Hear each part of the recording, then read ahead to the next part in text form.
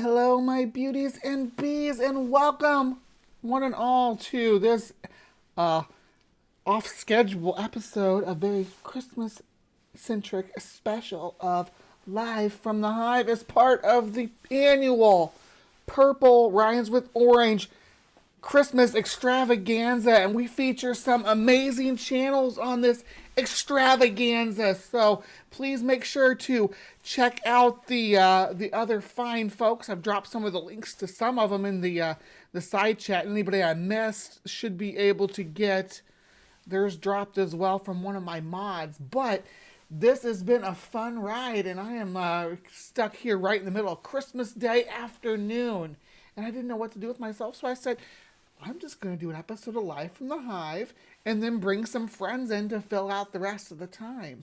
We'll see how that works out for us, though, okay? I don't know how much time we're going to have at the end, but I definitely want to get everybody to pop in here and say their piece and hang out. I do want to say hi to everybody popping into the live chat now. We got 25 folks migrated over from Captive Desk Dave's.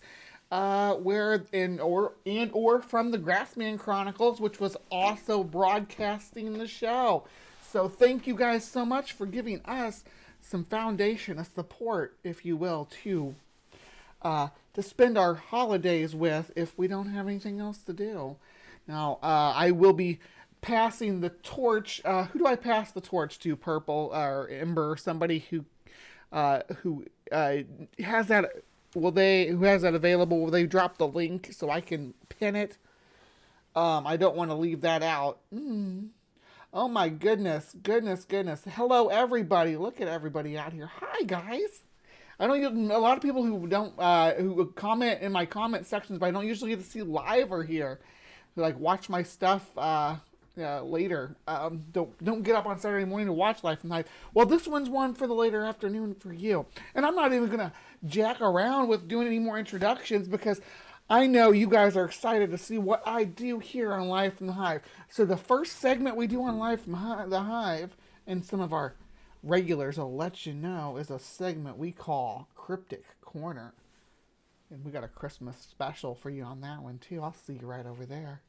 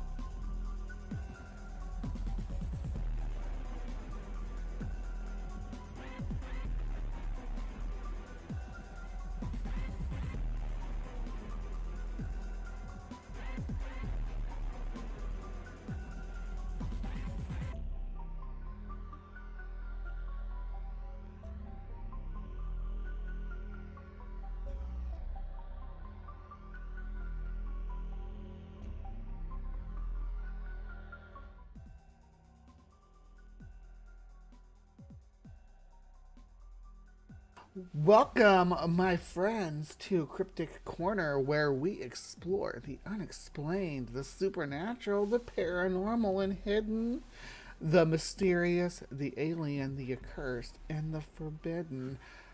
I am your host, Miss Bumblebee, and today is Christmas Day here live from the Hive. We got the marathoners running alongside of us, and we are going to be talking about perhaps the most famous Christmas cryptid of all. No, not really. No one's ever heard of this cryptid before, and it's freaking fantastic that I'm the one that gets to bring it to you. So, I'm not even going to mess around with it. I'm just going to pull it up, and you guys are going to have to soak in and bask in the glory and glow of the monster of Partridge Creek. Or Partridge Creek, yeah. For as long as we have been aware of their existence, people all over the world have displayed an intense fascination with dinosaurs. Discoveries of their fossilized remains likely help inspire the legend of the dragon, the monstrous, sometimes winged reptile which features in traditional folklore from China to Mexico. The wild popularity of the Jurassic Park franchise. Yeah, and you'll never hear me dispute that that dragon myths did spring up around the bones of prehistoric animals. I will always support that. Demonstrates our enduring interest in these kings of the Mesozoic, and our deep, primitive gratitude that they no longer walk the earth. And many young boys and girls go through a dinosaur phase, characterized by an all-consuming obsession with these primordial monsters. I am still in the grip of my dinosaur phase. I don't know when it's supposed to end. They say that you go through it, and you go through it, and you're past. And I'm still waiting. I'm still in my dinosaur phase. The academic community in North America and Europe went through its own dino phase in the mid to late 19th century, after English paleontologist Sir Richard Owen, in 1942, first used the Greco-Latin compound word Dinosaurus, or... I think you meant 1842. Did you say 1842 or 1942? In 1942, first century, after English paleontologist Sir Richard Owen, in 1942, first used the Greco-Latin compound word... So it's 1842 for for a dinosaur being coined. Owen was dead by 1942. Dinosaurus, or terrible lizard, as a denotation for the ancient reptiles whose petrified skeletons were being unearthed in England, Holland, and Germany.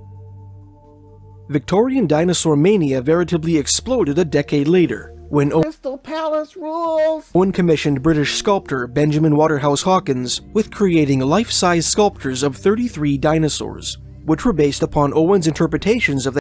That would be the best date anybody could ever take me on, would be to take me to Crystal Palace. Oh my gosh. That'd be so amazing. To actually walk the grounds and see the sculptures. Oh, please. Make it a thing. The handful of fossils that had been unearthed at that time. The sculptures were completed in 1854, and were unveiled with great pomp and ceremony during the grand opening of a prehistoric-themed park constructed outside the Crystal Palace. The Crystal Palace being a portable glass and iron building, which had housed London's Great Exhibition, the First World Fair, back in 1851. Catalyzed by the popularity of the Crystal Palace dinosaurs, museums across Great Britain and the United States raced to populate their display rooms with the largest and most impressive dinosaur skeletons money could buy, which they purchased from independent and fiercely competitive paleontologists. And that generates the Bone Wars. Then we get to talk about Marsh and what's it, Cope? Edward Drinker Cope. Othniel Marsh and Edward Drinker Cope. Hand in hand with the dinomania of Western academia came fictional tales of lost worlds. I'm such a weirdo. I talked with Aaron about this all the time, because we both like these old-timey depictions of dinosaurs. Even though they're incorrect, I love the history of science being displayed through paleo art and our understanding Just like I love looking at old maps and stuff, I just love looking at the progress that humankind has undertaken. But this is good. We're gonna veer into the weird here. Don't worry. We're only 2 minutes in. Inhabited by the primeval monsters that had inflamed Victorian imagination. In 1864, French novelist Jules Verne published Journey to the Center of the Earth, a French literary classic in which an eccentric German scientist and his nephew discover a subterranean ocean deep beneath Iceland, teeming with aquatic dinosaurs. In 1880, Well, dinosaurs used loosely there, teeming with marine reptiles would probably be more correct. Although I do see a pterosaur, which is neither a dinosaur nor marine nor aquatic. So, some of them lived like shorebirds. I'm sure they filled a lot of niches though beyond aquatic skim feeders or anything. 1888, Canadian writer James DeMille's fantasy romance, a strange manuscript found in a copper cylinder, was published posthumously in serial format in Harper's Weekly magazine, telling the story of a thermally heated, semi-tropical oasis in Antarctica, where dinosaurs roam. The Savage Land, which is what Marvel Comics calls it. But, there's always this idea of this world in Antarctica that is teeming with prehistoric life. Now, it rears its head in a few different ways. Like in Marvel Comics, of course, the Savage Land is a tropical jungle full of dinosaurs and also prehistoric mammals. In flat Earth lore, which we're going to get to later in the show. So if you like flat Earth, stick around. We got some flat Earth coming too. But in flat Earth lore, Admiral Byrd, the guy who crossed the Arctic, who flew over the Arctic, they have the story of him seeing mammoths and stuff in green fertile plains, which is different than the Savage Land. But all in all, it's all rooted back to this kind of concept, which finds its origins with the imagination of Jules Verne. In 1898, English novelist C.J. Cutcliffe Hine published The Lizard, a short story about an English gentleman who discovered and battled a carnivorous dinosaur. Al Trucker says, little known fact, 19th century fiction was actually documentary of historical science. Oh goodness. Is he going to say that fiction is real? Well, we're gonna get he's laying the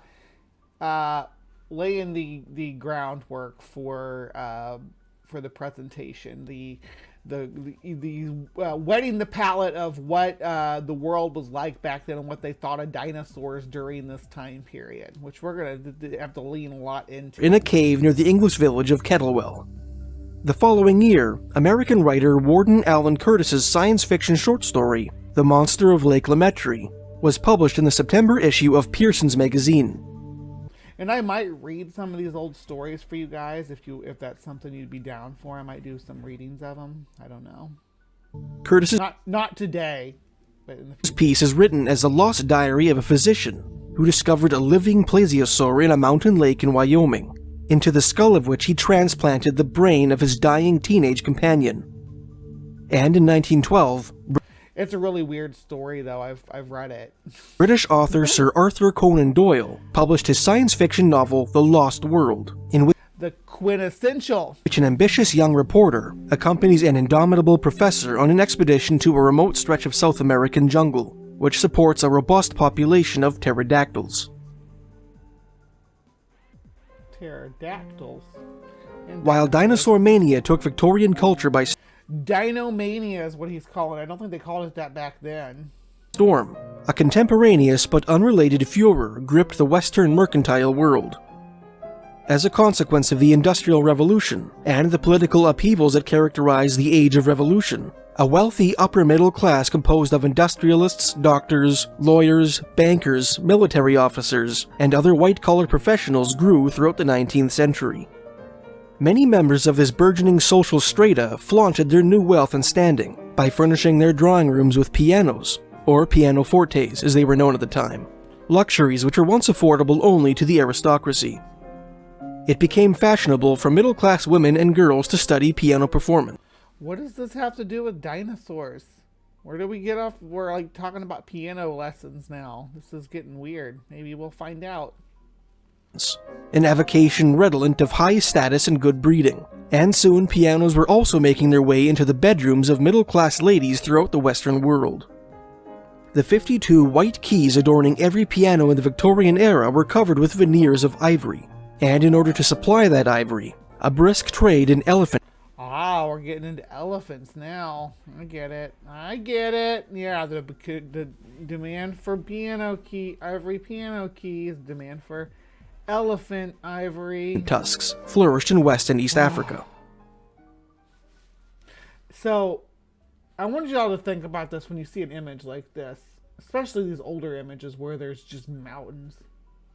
Just mountains. Every set of these is an animal, a being that lived upwards of 15, 20 years with a family that loved it, and they traveled around together and taught each other stuff and told each other elephant freaking stories and stuff, and guided their next generation around and taught them how to live their lives. And they had a culture. Each pair of these is an elephant that never saw. I mean, when they see the ivory trade is a terrible, terrible thing. I'll just leave it there. The rising demand for ivory was concurrent with a decreased demand for fur, as men throughout the Western world began to prefer silk top hats to the beaver felt headgear affected by their fathers and grandfathers. Some far-sighted fur traders throughout North America, Alaska, and Siberia, eager to adapt to the changes affecting the Victorian market, began to purchase the tusks of woolly mammoths from the natives who had once brought them furs, those ancient ivory appendages being surprisingly common in the North Country, ensconced in the ever-eroding clay of riverbanks across the subarctic. Alright. Throughout the course of their boreal wanderings, many of the ivory prospectors who hunted for these antediluvian relics came across partially preserved mammoth carcasses mummified by the permafrost. Think about how many freaking remains that we could have learned so much about that was served to these what era are we in now? 1806. 1806. So yeah, these I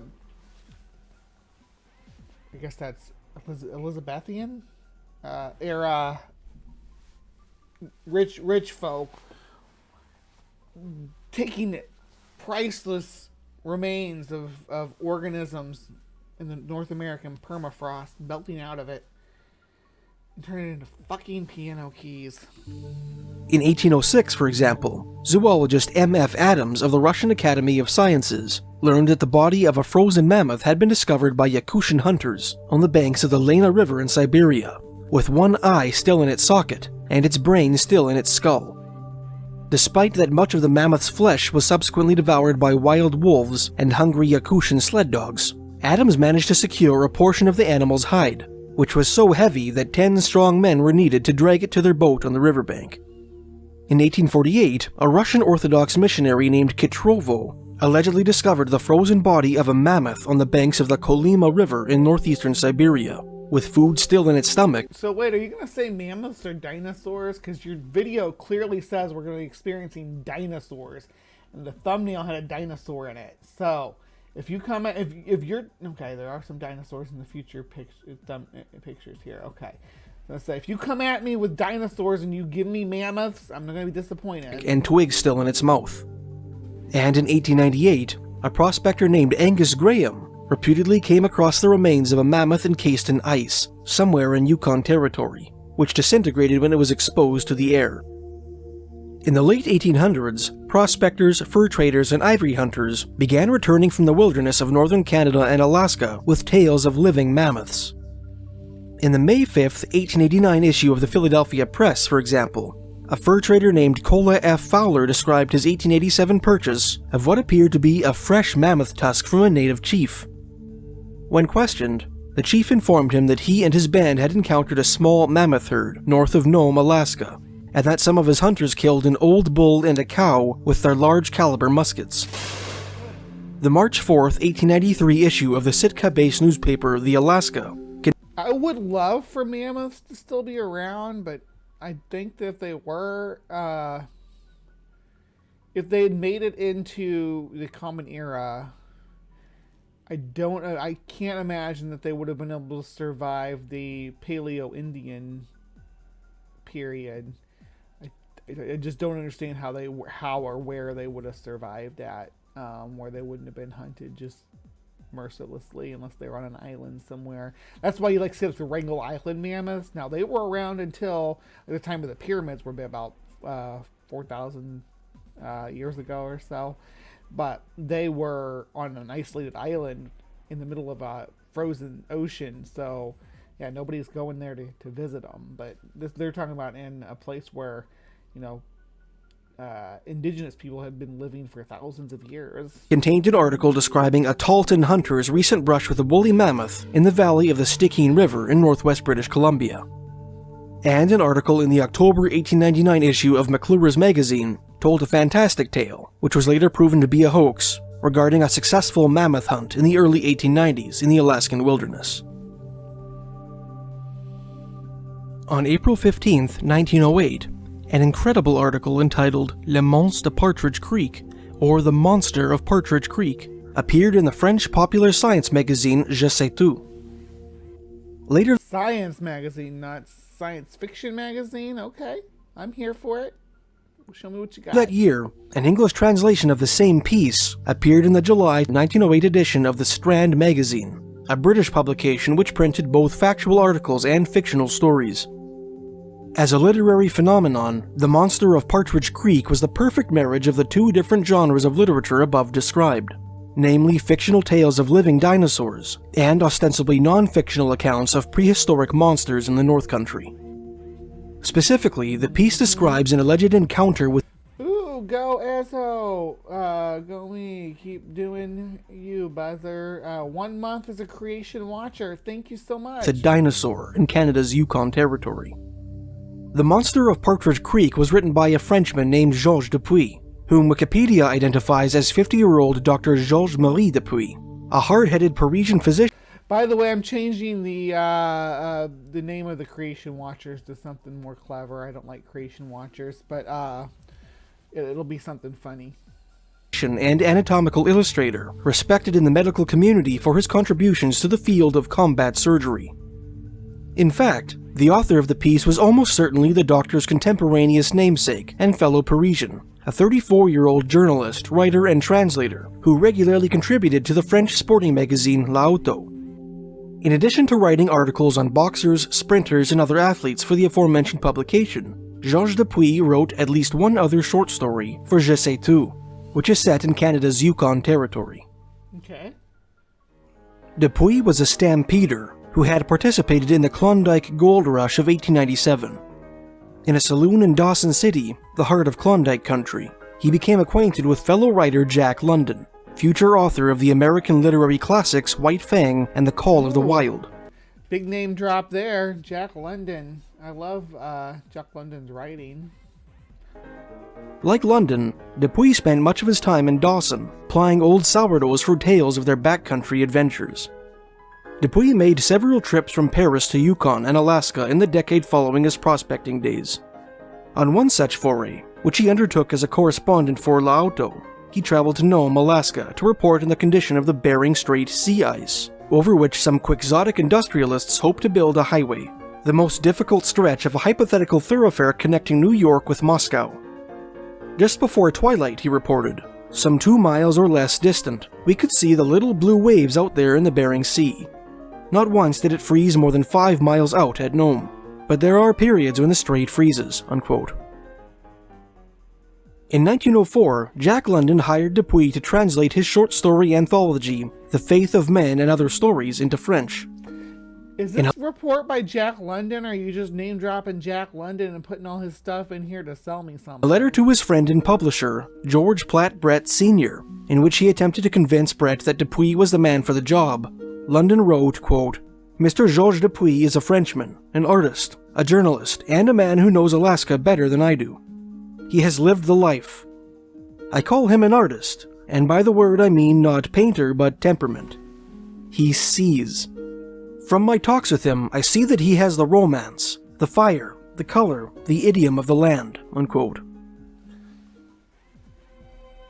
Despite London's praise for the keenness of his mind's eye, Dupuis was quick to assure his readers that the event You sure are greasing the tracks for this story that before you tell me about the story. We've talked about the history of dinosaurs. We've talked about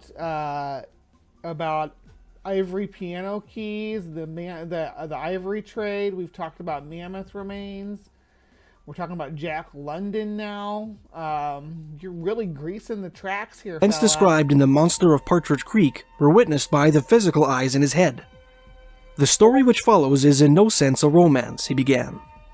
"I wish in the first place to ask the readers of the following narrative to believe that I am in no way attempting to impose upon their credulity. Concerning the amazing spectacle I am about to describe, I report nothing but plain facts, however astounding and apparently incredible they may seem at first glance, precisely as they appeared to my own eyes," unquote. So, this is supposed to be a Christmas story too, so let's hear it. Dupuis went on to explain how, in the early 1900s, one of his favorite Dupuis. Yukon haunts was a place called McQuestion Post. Although a trading post of that name once existed at the confluence of the Stewart and Yukon rivers, Dupuis hints in his story that the McQuestion Post to which he referred was the Northwest Mounted Police Station which lay at the southern shores of the Stewart River, opposite the mouth of McQuestion Creek, about 75 kilometers or 47 miles west of the town of Mayo, and 106 kilometers or 66 miles southeast of Dawson. Dupuis' friend, a French-Canadian Jesuit missionary named Father Pierre Lavenu, who tended to the spiritual needs of a nearby band of Clayoquot Indians, owned a cabin at McQuestion Post, which Dupuis visited every time he was in the area. One morning in the early 1900s, the story goes, Dupuis was enjoying a cup of coffee on the veranda of Father Lavenu's cabin when he heard a whistle from the direction of the Stewart River. The Frenchman glanced up from his mug and was delighted to see his friend James Lewis Butler kneeling in a bark canoe with an Indian at his fore and rear. The three Alright, we're actually getting into the story now, y'all. Here comes the dinosaur. Let's do it. men paddled over to the shore. Butler was a San Francisco banker who had left California in 1897 to try his luck in the Klondike. Dupuis knew that Butler had spent the past few months prospecting in the wild country north of the Stewart River, and was eager to learn whether he had met with any success. Butler's greatest discovery, Dupuis soon learned, had nothing to do with gold dust or nuggets. Just 2 days earlier, the banker had been making his way overland towards the Stewart River when he came upon a cabin belonging to a man named Grant, who invited him to stay the night. The following morning, Grant asked Butler if he would like to accompany him and two companions on a moose hunt. Butler agreed, and the Don't you hate that when you're like trying to get your business done and some dude says, "Hey, yeah, I want to stay the night," and you're like, I mean, you can't say no, and the next thing you know, you're on a moose hunt. This is the sort of stuff that happens in the Klondike. So, just know that before you go. The four men headed to Partridge Creek, a tributary of the Stewart, which empties into the latter about 6 kilometers downstream from the mouth of the McQuestion River. The hunters made their way up a hill overlooking a mineral lick off Partridge Creek, where moose and caribou often came to taste the salt. Sure enough, they spied 3 enormous moose grazing in the valley below. Before any of the hunters could get off a shot, one of the animals, a young bull, let out a sharp bellow and crashed into the southerly bush, followed closely by his mates. We decided to approach the spot where the animals had taken fright so suddenly, Butler told Dupuis. Quote, arriving at the moose lick, a spot about 60 feet long and 15 feet. So right now we have someone telling the story about a guy who was hired to check the coast for to make a highway, whose guide, this Dupuis guy, told him a story about what a hunter named Grant told him. Wide, we saw in the mud, and almost on a level with the water of the lick, the fresh imprint of a body of a monstrous animal. Its belly had made an impression in the slime more than 2 feet deep, 30 feet long, and 12 feet wide. 4 gigantic paws, also deeply impressed, had left at the end of each imprint, and a little to the side, footprints 5 feet long by 2.5 feet wide, the claws being more than a foot long, the sharp points of which had buried themselves deeply in the mud. There was Could it have been a bear, like a bear's wallow, maybe? Like a wallow that a bear had been just laying in, wallowing and clawing around in, that just, I don't know. I'm just speculating. There's also the print, apparently, of a heavy tail, 10 feet long and 16 inches wide at the point, unquote. In the French language version of the story, Butler claimed that he and his companions found an enormous pile of strange greenish manure, which was clearly produced by some massive carnivorous animal, lying in the middle of the trail. This ominous How do you know it wasn't from a Sasquatch? Sasquatch can drop a log in the middle of the trail. excrement terrified the Indians. Butler and his companions followed the mysterious tracks for about 5 or 6 miles, along the wooded banks of Partridge Creek, until the coulee sharpened into a steep gulch. There, the tracks abruptly ended, quote, as if by enchantment, unquote. At the conclusion of Butler's incredible tale, Dupuy suggested that the two of them assemble a hunting party and locate the mysterious creature that had made the tracks. By evening, Dupuy wants to hunt it, and Butler's like, Father Pierre Lavenue, a local miner named Tom So they brought a priest with them. Leemore, who was working a claim on the McQuestion River, and 5 Cleacuck Indians agreed to accompany Butler and Dupuy on their excursion.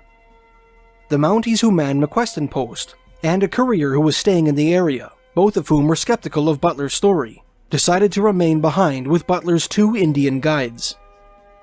Early the following morning, If I was skeptical, though, I'd go with them so they didn't try to pull any fast ones, pull any tricks on me, you know? about 5 o'clock, the hunters paddled across the Stewart River in canoes and headed into the forest. They searched for signs of their mysterious quarry all day, slogging through brush and muskeg as they explored both Partridge Creek and the easterly McQuestion River, making their way north towards their headwaters in a nameless... I like this channel, though, by the way. This guy's, he's alright. It's called Hammerson Peters, and they do a lot of Canadian folklore stuff, so they're not bad. I like how they do that, because you all know, people who come here regularly know I like to get down in Google Maps and stuff. range of snow-capped mountains, but to no avail. The elusive creature was nowhere to be seen. That evening, the 9 companions set up camp at the crest of a cliff overlooking Partridge Creek and got a fire going. As they were boiling a pot of tea, the sound of falling stones could be heard in the ravine below. Before any of the men could investigate the commotion, a primeval roar ripped through the valley. Gripping their rifles with trembling hands, Dupuy and his companions crawled over to the edge of the cliff and peered into the ravine. Across the narrow valley, on the opposite side of Partridge Creek, an enormous grayish-black creature was attempting to ascend the opposite slope. As it struggled to gain purchase on the rocky hillside with its clawed feet, it sent boulders crashing into the valley below. Dupuy It's a dinosaur! estimated that the monster measured 50 feet from its nose to the end of its tail, and that the crest of its spine stood 18 feet above the ground.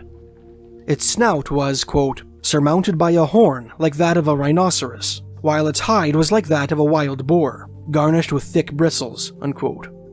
Red slaver dripped from its jaws. The monster had apparently just finished its dinner. In the English version of the tale, Father Lavenue declared that the creature must be a dinosaur. In the French version, the Jesuit, through chattering teeth, identified the monster as a Ceratosaurus, a dinosaur on which American paleontologist Othniel Charles Marsh had written extensively throughout the 1880s and 90s. So, the idea of what a dinosaur would have looked like to these gentlemen at this time would have probably been quadrupedal, like the Crystal Palace sort of imagery. You're talking people living in the Yukon, right? People living in the far reaches of the Arctic. If I had to speculate,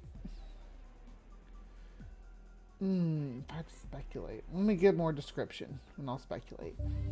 The hunters watched the strange animal for a full 10 minutes, transfixed to the spot by both fear and fascination. We were in full possession of our senses, Dupuy wrote. There was not, and never will be, in our minds the least doubt as to the reality of what we saw. It was indeed a living creature, and not an illusion, which we had before us." Unquote. Okay. Finally, when the creature recognized the futility of its exercise, it quit the slopes and bounded into the valley of Partridge Creek on 2 legs, moving with astonishing agility. Following their terrifying encounter, Dupuy and Butler made a trip to Dawson City, where they entreated the Commissioner of Yukon Territory for mules and 50 armed men with which to destroy the monster of Partridge Creek. "Here my story ends," Dupuy wrote. "For a month we were the laughingstock of the Golden City, and the Dawson Daily Nugget published an article about me, which was at the same time flattering and satirical, entitled Arrival of Poe." Unquote. Near the beginning of the There was the term Poe used back then? article, Georges Dupuy reproduced the contents of a letter that he claimed to have received from his friend, Father Lavenu, which was written on New Year's Day, 1908. After expressing his, quote, affectionate wishes for Dupuy's health and happiness, unquote, and informing Dupuy of the death of John Spitz, the mail carrier for the Duncan district northeast of Mayo, the priest disclosed that on New Year's Eve, just a week prior, he and 10 members of his native congregation had on New Year's Eve, just a carrier for the Duncan district. The subtitles say Christmas Eve. It's saying a week before New Year's, so it's got to be Christmas Eve. So it'd be Christmas Eve, and it says Christmas Eve in the subtitle, but it says New Year's Eve. Northeast of Mayo. The priest disclosed that on New Year's Eve, just a week prior, he and 10 members of his native congregation had seen the monster of Partridge Creek a second time, racing over the frozen surface of the creek with the caribou clamped between its jaws. His fur was covered with hoarfrost, he wrote, and his little eyes gleamed like fire in the twilight, unquote. The priest estimated that the animal ran at a speed exceeding 10 miles an hour, and did it run on all fours or did it run on its hind legs? Noted that the temperature at the time of the sighting was 45 degrees below zero. That's minus 49 degrees Fahrenheit. Jason Jacoby, we always trust what's printed in the Daily Nugget. Accompanied by a local Indian chief and 2 of his sons, Father Lavenu followed the animal's steadily fading tracks 2 miles to the Stewart River, where the trail finally disappeared under a blanket of freshly fallen snow. Many of those who have commented upon the monster of Partridge Creek believe that it was intended as a work of fiction. In his 2017 article, A Brief History of Cowboys and Dinosaurs, American comic book artist Stephen R. Bissett described the story as, quote, one slice of great northern Yukon Territory fiction. Well, I'm convinced it's fiction, which has become enshrined as the real thing by certain cryptozoology circles, unquote. American cryptozoologist Lauren Coleman echoed Bissett's statement in a May 27, 2020 Twitter post, referring to the piece as, quote, pure hashtag crypto fiction set in Canada, unquote. That's my opinion. Regardless of whether or not the story itself is true, the monster of Partridge Creek was clearly presented as a non-fictional account of an actual dinosaur sighting in the Yukon. Yeah, but they had stories about giants and pterodactyls and not in the Yukon necessarily, but just in these frontier towns when they were moving westward. Hairy people of, all kinds of stuff. The Strand magazine, it is sandwiched between various non-fictional pieces, such as 34-year-old Winston Churchill's account of his parliamentary service in Uganda, and a variety of obviously fictional short stories, like a supernatural mystery by Sir Arthur Conan Doyle involving an overworked accountant and a haunted Scottish mirror. The magazine's editor firmly placed Dupuy's story in the non-fiction camp by giving it the headline, Stories Strange and True.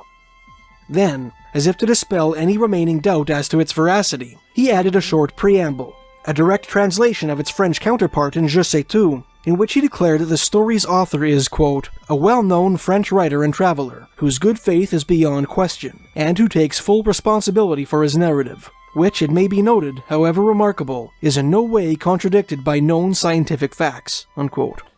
Well, I mean, it's contradicted, by the way we depict dinosaurs now and the way that this creature was described, right? That'd be a contradiction if it was describing something that had, Actually, the bristles kind of sell me more so than dispel me. But I want to think of.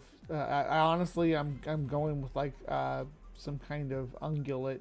If this is actually something that existed that they saw, just based on the fact that no living predators have horns.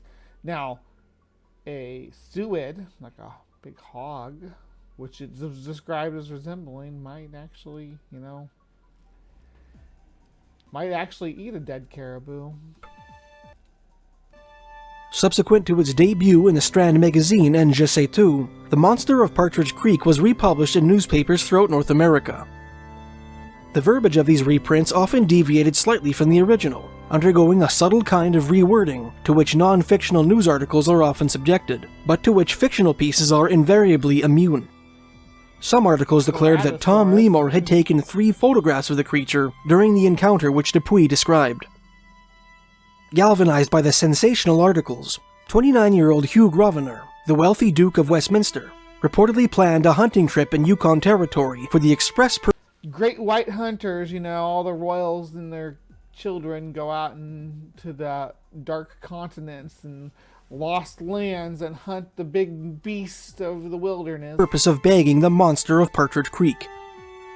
In preparation for his upcoming adventure, the Duke allegedly chartered a German steamer comparing themselves to the knights of old who fought dragons. Fuck off. You're going to shoot animals that can't even hurt you. At Hamburg, and fitted it with a huge steel cage in which the beast was to be contained. His plans were ultimately foiled in 1914, when the Great War broke out in the Old World. The Duke volunteered for combat duty, and served with distinction in a prototypical armored car squadron on the front lines in Egypt. By the time the war was over, he had apparently forgotten about his intended Yukon expedition, or had a change of heart or circumstance, and never rescheduled his trip to Stewart River country. Although the Monster of Partridge Creek was certainly presented, and initially received by many as a true story, its context in literary history suggests that it was very possibly fictional in nature. Despite that, Sir Arthur Conan Doyle's novel The Lost World had not yet been published at the time the story was penned. Inspiration for a tale of prehistoric survivors was in ample supply in 1908. Verne, DeMille, Hine, and Curtis had already introduced living dinosaur fiction to the reading public, and American newspapers abounded with tales of mammoths and mastodons that roamed the frozen wastes of the subarctic. Sure. Perhaps most tellingly, Jack London's anthology, The Faith of Men, which Dupuy translated into French in 1904, included a tale entitled A Relic of the Pliocene. In this short story, the narrator encounters a lonely frontiersman deep in the It would be Pleistocene, wouldn't it? subarctic bush, who tells him a campfire story about a live woolly mammoth, perhaps the last of its kind on Earth, which he encountered in a remote valley in what is presumably the Mackenzie Mountains of Canada's Northwest Territories. Okay. When the monster broke his gun and killed his dog, the frontiersman made it his mission to slaughter it. He accomplished this feat through persistence hunting, and celebrated his victory by crafting a pair of mucklucks from the mammoth's hide. If the Monster of Partridge Creek indeed constitutes a piece of Northwestern fiction, it was not Georges Dupuy's first foray into the genre. 2 years earlier, he wrote a French-language story entitled Un drame à Klondike, or A Drama in the Klondike, which was published in the February 15, 1906 issue of Je sais tout. This story tells of a French-Canadian prospector who murdered 2 of his fellow countrymen in the subarctic for their gold, only to be driven away from his prize by his victims' vengeful sled dogs.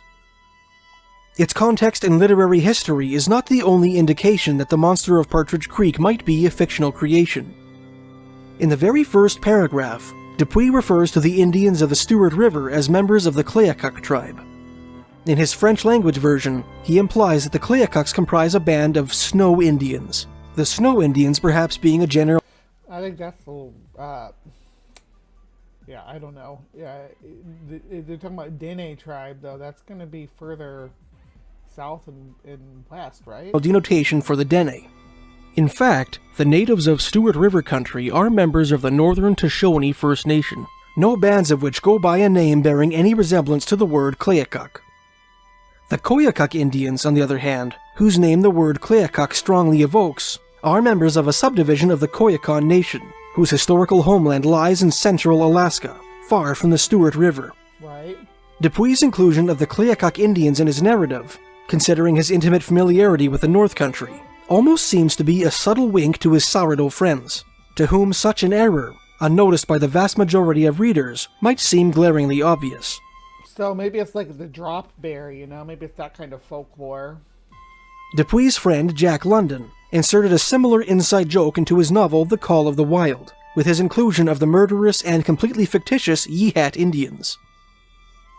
Similar to the Kleakuk Indians, this author has failed to find any references to Father Pierre Lavenu, James Lewis Butler, and Tom Lemore in any books, academic articles, newspapers, or online posts, aside from those related to Dupuis' story. In a commentary on the Monster of Partridge Creek, published in the September 1908 issue of the Knowledge and Illustrated Scientific News, English naturalist Richard Lydekker wrote, quote, that a living representative of the carnivorous dinosaurs of the secondary epoch should be living in the frozen north of Alaska seems incredible to every scientific mind. That's not a dinosaur. The prima facie presumption is that larger dinosaurs were inhabitants of warm rather than of Arctic zones, unquote. Thank you, sweetie. Thank you, Sumami. You look hot as you. British cryptozoologist Carl Schuker, who was perhaps the first in his field to critique the story, expressed a similar opinion in his 1995 book, In Search of Prehistoric Survivors. Well, people still make claims like the Blair Witch Project and the Necronomicon are real, too, and the authors, they were, there when people were claiming that. Writing, quote, the Monster of Partridge Creek merits a prominent place among the Dubatanda of cryptozoology. Bearing in mind that the existence of such an animal calls for our belief in the post-Cretaceous persistence of an endothermic hairy dinosaur in what must surely be the last compatible habitat for any type of large reptile living today. Its lack of... We have plenty of endothermic, I wouldn't call them hairy, but dinosaurs. A matter of fact, they dominate the Antarctic biome. Penguins are everywhere, so I don't know what you mean. It's this actually is something weird. Cryptozoological credibility should hardly come as a great surprise, unquote. Conversely, British journalist and Fortean writer Harold T. Wilkins, in his 1952 book Secret Cities of Old South America, argued that Dupuis' story, and the concept of relict Arctic dinosaurs in general, might not be as far-fetched as most readers might reflexively assume. Paleontologists, he wrote, tell us that one of the principal reasons for the disappearance of dinosaurs, and the monstrous reptilian of the great swamps and warm mosses of the hot Mesozoic age, life's long summer on the Earth, was the oncoming of the Ice Age. Nobody claims that dinosaurs were... Well, nobody from a scientific argument is claiming that dinosaurs went extinct because of the Ice Age. That's not a claim. After recurring periods... The only person who claims that I can think of is Mr. Freeze in that really bad Schumacher Batman movie. Of cold and less warmth, they say, the monsters died out, leaving no descendants. Yes, doubtless that was so. But who may say whether or not a peculiar type of dinosaur, existing in the Mesozoic age, was able to adapt himself to changing climates and survive, unquote. Indeed, since the 1980s, paleontologists have discovered dinosaur fossils in both the Arctic and Antarctic circles, indicating that some dinosaurs were able to survive in colder temperatures than previously believed. The finds are coming fast and furious, wrote science writer Riley Black in a December 3, 2020 article for the Smithsonian Magazine. Quote, a tiny jaw found in Alaska's ancient rock record. So, there are Arctic and Antarctic dinosaurs, a plethora of them. As a matter of fact, Antarctica was a highway for animals moving all across Gondwana land for hundreds of millions of years. So that's not a surprise that Antarctica was still in the southern hemisphere, but not on the South Pole. And also, it was... the global climate was warmer back at that time period, too. So it wasn't like the Arctic Circle now. And written about in July, indicates that dinosaurs nested in these places and stayed year-round.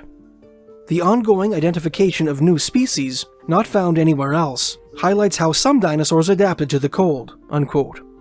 Similar to their modern avian counterparts, paleontologists hypothesize that these creatures acclimated to lower temperatures by growing fuzz or downy feathers, going into torpor in underground burrows, or annually migrating to warmer climes in autumn. One potential hole in Dupuy's story is the imprint that the monsters His story is like Swiss cheese, baby. It's all holes. tail purportedly left in the mineral lick, as described by James Butler. Some writers have interpreted this detail as an indication that the dinosaur dragged its tail when it walked. This interpretation is probably incorrect, considering that the tail mark is only mentioned in connection with the massive imprint of what was suspected to be the dinosaur's belly, which the creature presumably made while wading through the soft, deep mud of the mineral lick. If the mud reached the creature's belly, then it doubtless would have reached its tail as well, whether it was dragging or not.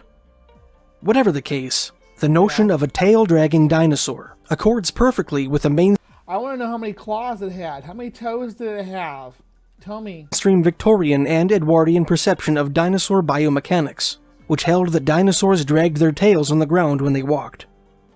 In the 1970s, however, during a paleontological paradigm shift known as the Dinosaur Renaissance, American paleontologist Robert T. Backer proposed that theropods like Ceratosaurus were active creatures which used their tails to balance themselves while they ran. Backer was not the first person to propose that, and this model is terrible. Look at that tiny tail. That tail is not counterbalancing this theropod. I'm sorry. It needs much. Oh man, it needs to be about this much thicker. I can't make it bigger. The paleontological community generally concurred with Backer's revolutionary theory, and today, nearly every interpretation of bipedal dinosaurs, from museum skeletons to movie monsters, depict these ancient creatures with their tails in the air.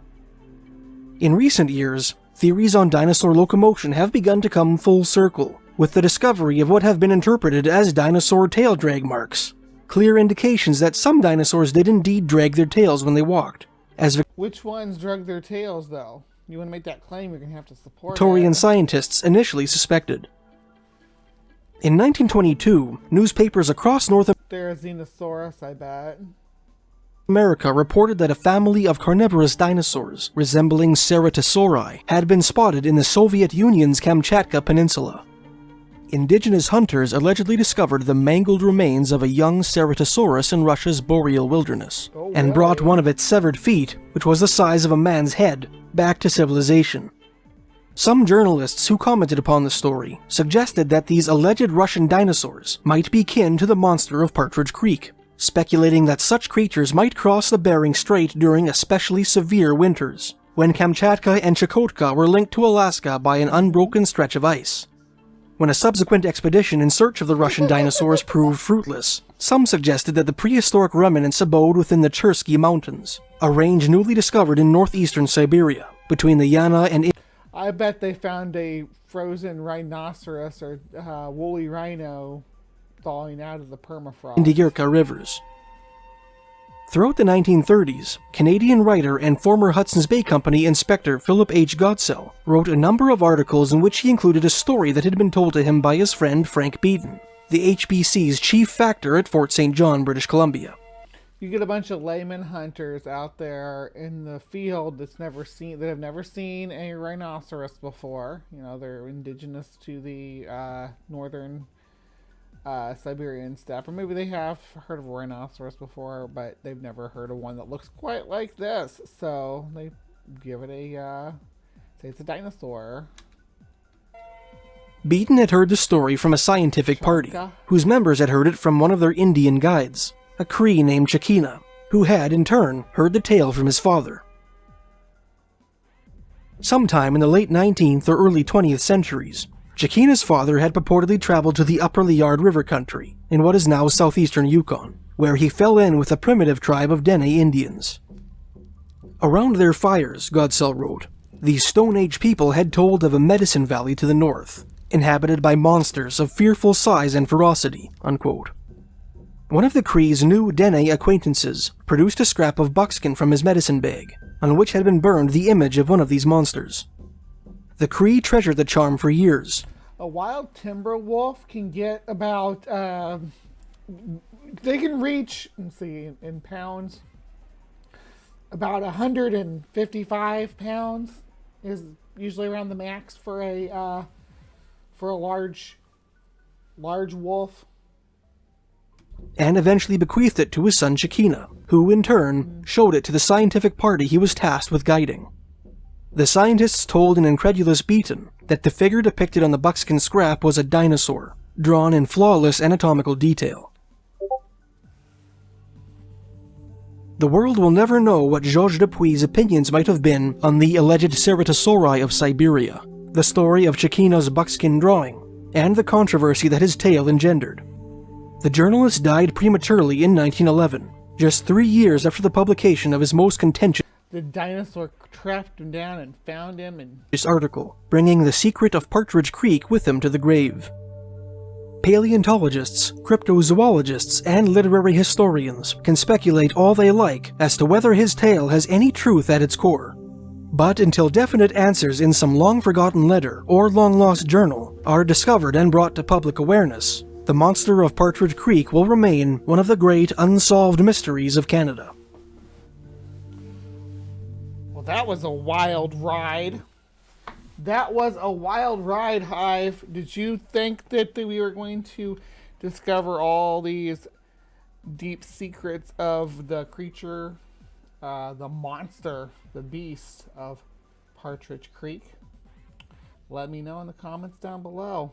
All right, we're gonna go into we're gonna do a quick sci-fails, and then I'm gonna bring people in. So stick around. There's more show to come after this intermission. This holiday, grab some eggnog.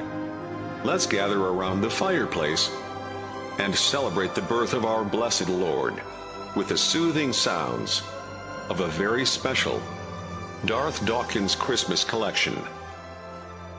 753 wonderful hits.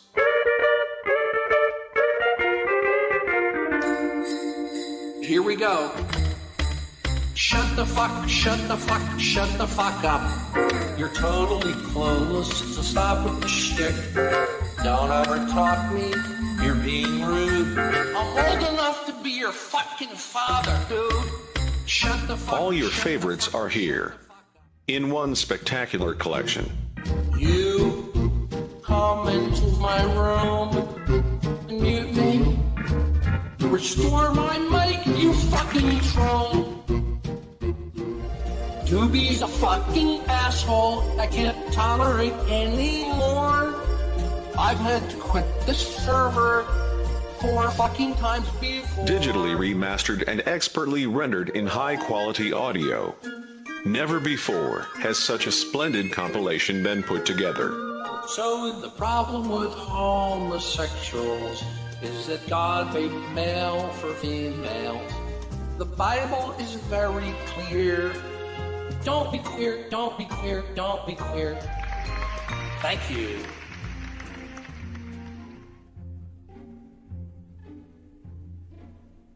Bing, bing, bing, bing, bing, bing, bing, bing, bing, bing, bing, bing, bing, bing, bing, bing, bing, bing, bing. Order with your credit card in the next 30 minutes, and if you manage to successfully render an argument for intelligibility within your godless worldview, you'll receive a beautifully decorated King James Bible, along with your own personally autographed copy of Dawkins' Presuppositionalist Guide, Crushing Atheism. Absolutely free. Merry Christmas, and a blessed New Year. Boom! You're not server muted. Get out of my room.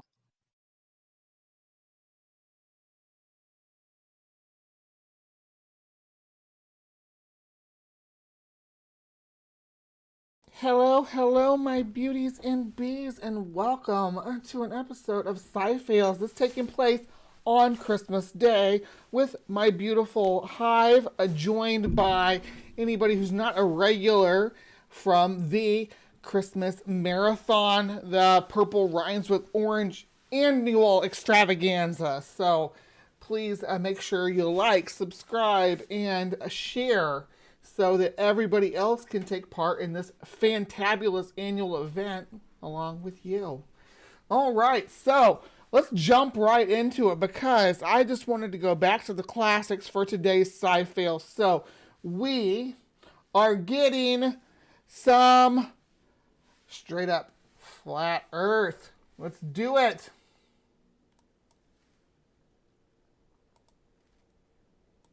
This flight from Buenos Aires to Qatar, so they decide to stop all the way up in Rome.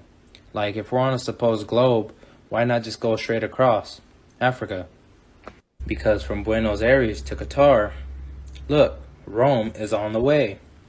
Here's another one. This flight from Chicago to Doha, emergency happened along the way, so they landed in Moscow. Why would they land all the way in Moscow if we're on a supposed globe? It's a shorter, so you can't see it because you're on a two-dimensional plane here, but this is a shorter, this is shorter than this. This is shorter because you're going across, oh, you know you love it. Like, well, from Chicago to Doha, look, Moscow is along the way. Yeah, there you go. It's the shortest distance. It just matters which direction you flatten it. The other maps you're looking at are flat too. The curve makes it shorter. The direction you're talking about. Very good. That's what that grid is on the map for. It's very interesting. If we're on a globe, this has never happened. And what I mean by this is, take this flight for example. From Cape Town to Auckland, like, the quickest way would be to fly over Antarctica, right? No, they decided if you don't get how that grid works, sure. If you do, then it's this way. That's not the quickest way to go.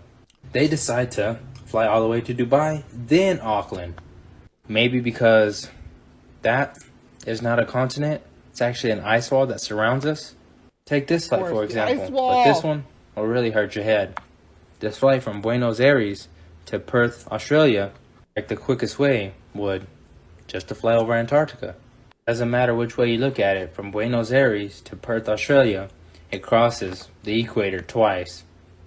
Guys, I could do this all day long. Flight pass. These guys, they don't understand that there's a grid on there that distorts the angles of of the map. Like, you're still going straight even if on the map you curve. You're still going straight because the way this gridded, right? You guys understand this. My Hive understands this. You're smart people, but proves that the Earth is flat. Uh-oh. Water never curves, y'all. Uh-oh. The globe Earth theory is a satanic witchcraft spell.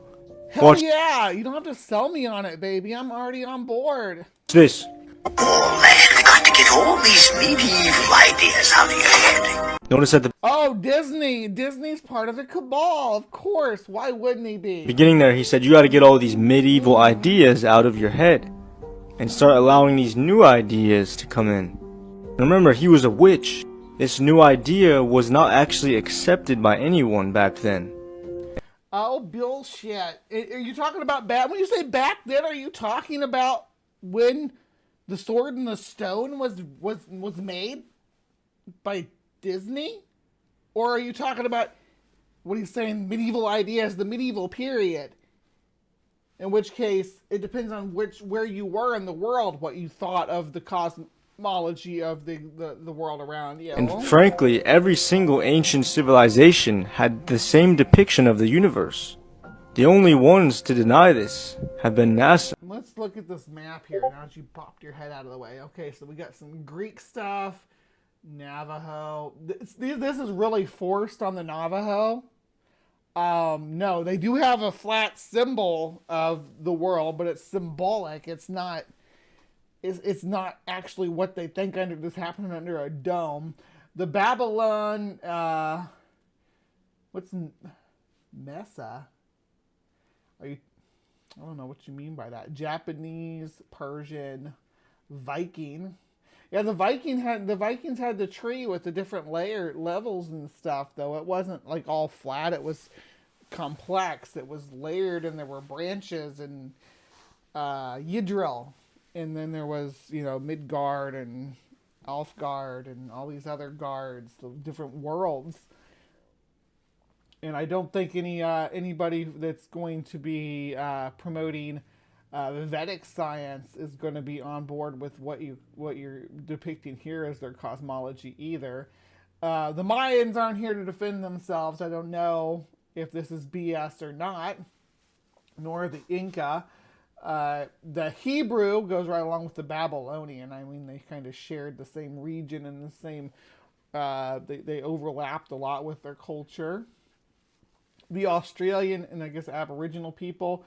Yeah, if you think that's a flat Earth sitting on that guy's lap, sure, whatever. Chinese, that doesn't look like a flat Earth either. The Celtic, yeah, that's like a globe, like inside of a globe, but still. Not a dome, but a sphere. Let's see, we got some Shumash. I think that's how you say that. Slavic, African, Sumerian, Masonic, that's not a culture. Islamic, Roman, and Egyptian. And NASA actually translates in Hebrew to deceive or to beguile, where they also have It's NASA's, they're putting it right in front of you, you just can't see it. a serpent tongue or a snake tongue going through their logo. The serpent was the one who deceived Adam and Eve to eat the forbidden fruit. Hold on. The serpent have a serpent tongue or a deceive or to beguile, where they. Look at that. That's the serpent tongue, of course, because everybody knows serpents have like each tip of the tongue is like 9 feet long. Also have a serpent tongue or a snake tongue going through their logo. To the head. The serpent was the one who deceived Adam and Eve to eat the forbidden fruit in the Bible. Don't fall for this trick. You live in the center of God's creation, and He sits directly above the firmament. You are the apple of His eye. And He's watching you all month of November long, He's watching to make sure you guys didn't fap. Did you fap? Gotta say no fap November. The Falklands War in 1978, according to Globe Tards. Oh.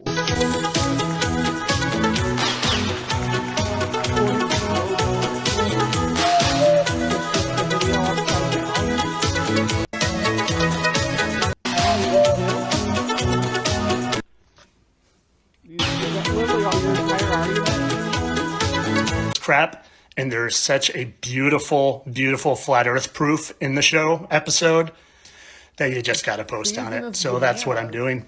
Someone yesterday happened to send me. I would love for them just to do a flat earth The Bachelor. I'd watch the hell out of that. An article trying to debunk flat earth, and this is it. And basically what it says is, if we lived on the flat earth with the sun circling around us, like flat earthers believe, what we would see with our own eyes is the sun above head being big, and then as it set due to perspective and actually getting further away from us, not us revolving, that we should see the sun get smaller. And most of the time we don't see that because there's something called atmospheric lensing, where if the atmosphere is thick, it's going, as the sun sets, it's not going to get smaller, but it might actually get bigger. But I want to thank Bachelor Nation and Bachelor in Paradise for... Are you talking about a sundog? Seems like you're talking about a sundog.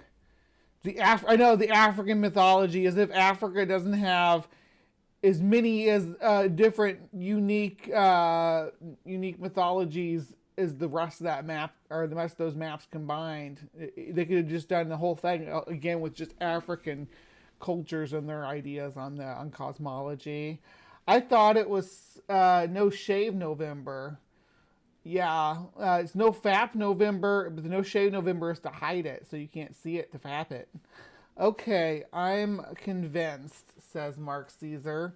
No Fab November, dang, I missed it, Robert Madewell, good to see ya, says, dang, you missed it. I'm sorry, next year you can try again, though.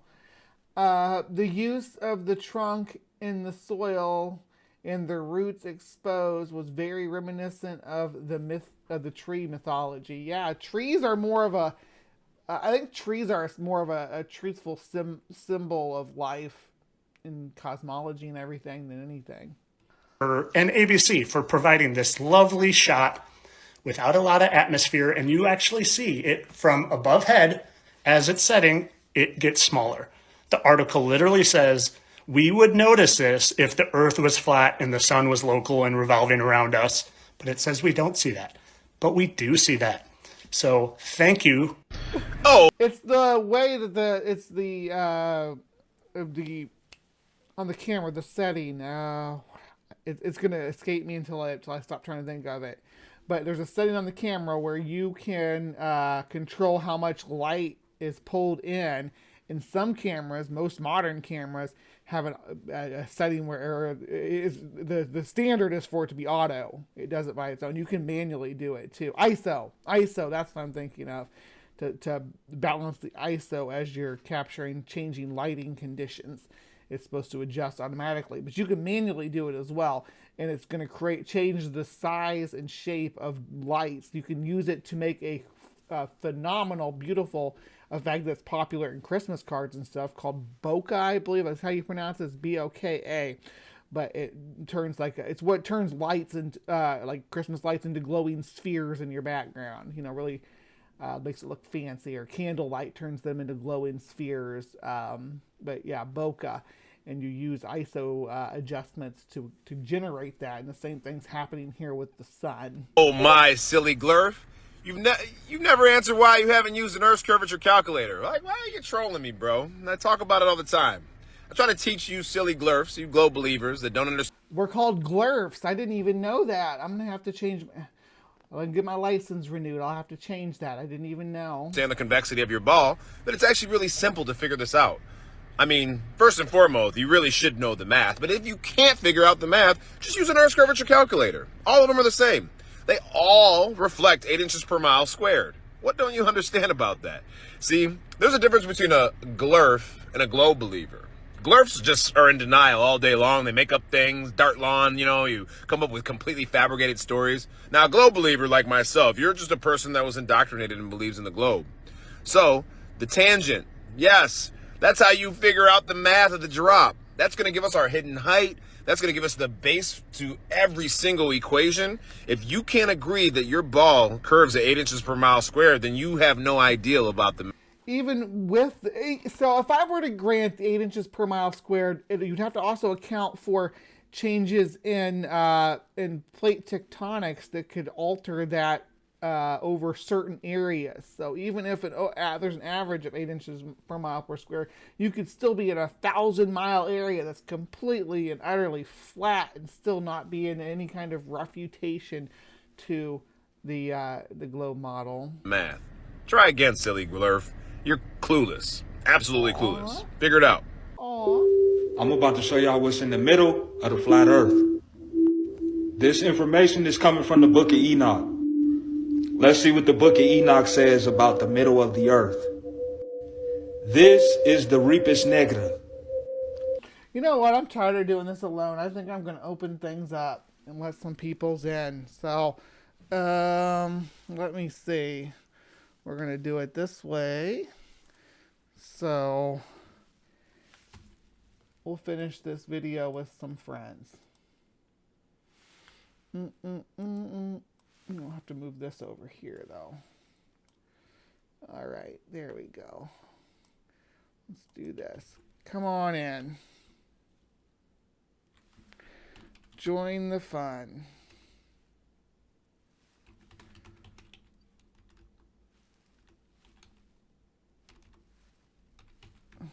There we go. There you go. And then what we'll do, we will switch this over to this. And then we're going to switch you over to this. Add the stage. And hello. There we go. Hey, hey. Good to see ya. And let's get this up here as well. There we are.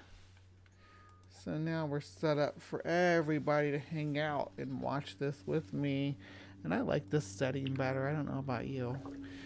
How you feeling about diving into this flat earth stuff? Are you ready for it? Are you prepared mentally? Emotionally?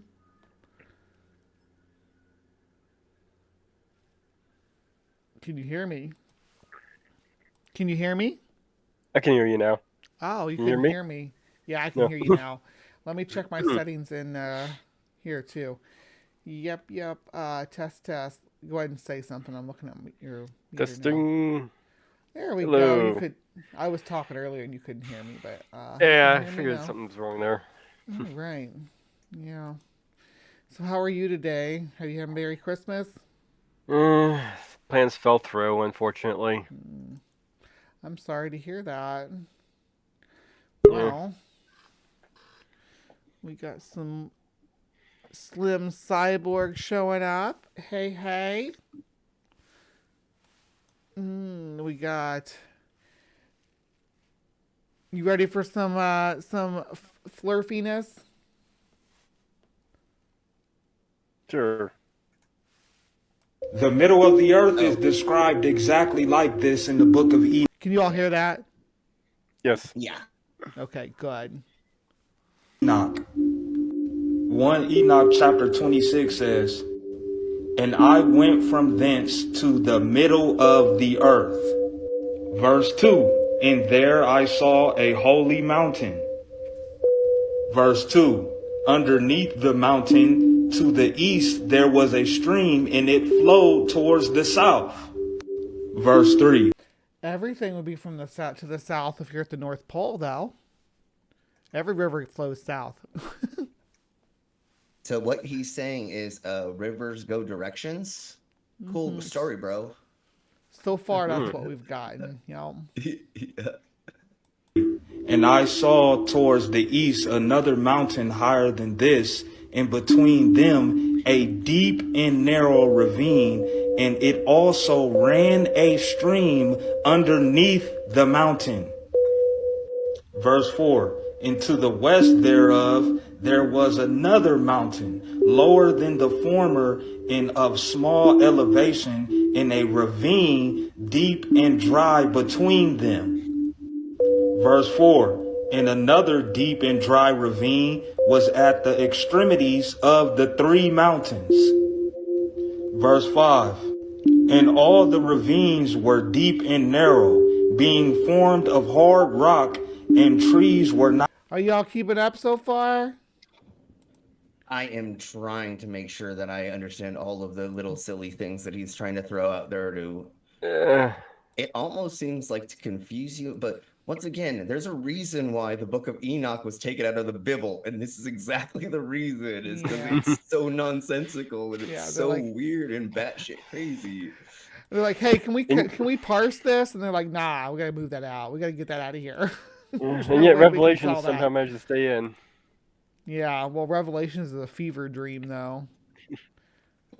Yeah, and there is an actual point technically for Revelations, even though like it was the world's supposed to end in Nero's time, but it did have a goal, and so that's why they still like using it, because of the end theory that it has in there, which ends everything. Because if there wasn't Revelations, there's no end to the Bible technically, or end to the times. So it is just a closing chapter, and that's why they keep it in. Gotta figure out how to end this thing. We'll just use that one. Yeah, exactly. Because once again, there has to be an ending some way, shape, or form. Well, and it's all Daniel's dream, right? Yeah, I mean, it's based on Daniel's freaking fever dream. He was where he was like. It is something like that. I mean, I want to say, and I mean this with all due respect, but Daniel was like kind of a nut job, in my opinion. He was like a David Koresh kind of apocalyptic preacher. If he could have convinced everybody to drink the Kool-Aid with him, right? Yeah, who saw the burning bush? That's Abraham, right? Okay, yeah, but that seems a little fun to me. You definitely have to be going out of your gourd in the middle of the desert. You know who I think was loving to trip balls is Paul or Saul before he was Saul, went out to the desert, tripped some mushrooms, saw Jesus, became Paul.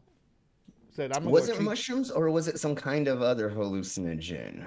There's a few different things that are native to the area to the mountains that he was in, and the road to Damascus. And once again, folks, if you're ever stuck out in the middle of the desert, don't just start eating weird plants. Otherwise, you're going to have hallucinations, because that's kind of what, to some extent, it could be said is Or if you get your worse. hair. Do not take Well, anything that- with datura in it, or you will regret it for the rest of your life. Datura is insane. I have taken that, and it is not a fun trip. It makes you trip, but no, it is not fun. Yeah, and a lot of Terror, things will right? kill you. I've never taken it. I did the datura plant or the bell flower. I Mhm. think that has datura in it. I don't know. I've taken San Pedro. I've taken all the different crazy hallucinogens that do not take people. They're not fun. There's a reason why people only take psilocybin and Yeah, we've spent acid. thousands of years honing yeah. in on what we want, what's good for, or what we can take and what we can't. There's somebody that took that. I listened to this story someone was telling of this. They had a trip on datura, and basically they woke up in the hospital, and they were in the hospital for weeks after that. It makes you puke your guts out. You puke from both ends. It's not fun. Everything hurts. You're frying your nuts off, but everything hurts when you're doing it. It's not a comfortable thing. But again, do you ever get echoes? Like it just like a flashback or whatever? Oh, I totally get. Yeah. Unfortunately, I have from doing the grinder act so much, I have gotten sparks in my eyes, and so I have black spots around the edges sometimes, and those things, when I'm not paying attention, they'll move in a certain way, and I'm like, what? Okay, it's just the freaking things, and because it'll be almost like I see a ghost or I see Shadow somebody people. there. Yeah. The But I Hat know Man. exactly what's yeah, exactly. Tell me, but I know exactly what's happening, so it just scares me for a second. I'm like, yes, it's just the thing. It's just those weird images. Yeah, but I do, especially if you smoke enough weed, you can sit there and look at the wall and like, that's pretty trippy, man. Wow, can't believe that's doing what it's doing. But I did a lot of stuff. I used to put on underground raves most of my life. I had a club in Tijuana, Mexico when I was 19. I done a lot of things. Let's put it that way. So my brain still experiences stuff constantly like that. Yeah. But I believe, being out in the middle of the desert, not having the right supplies, and then coming across things and you're eating them, you're going to, if it doesn't kill you, probably make you hallucinate, because most things don't want you to eat it, especially in the desert. All right. Carrie Ann's going to take a nap. Have a good nap, Carrie Ann. Let's continue. Have a good nap. Later. Not planted upon them. And I marveled at the rocks, and I marveled at the ravine. Yeah, I marveled very much. This is an illustration of what Enoch possibly could have seen in the middle of the earth.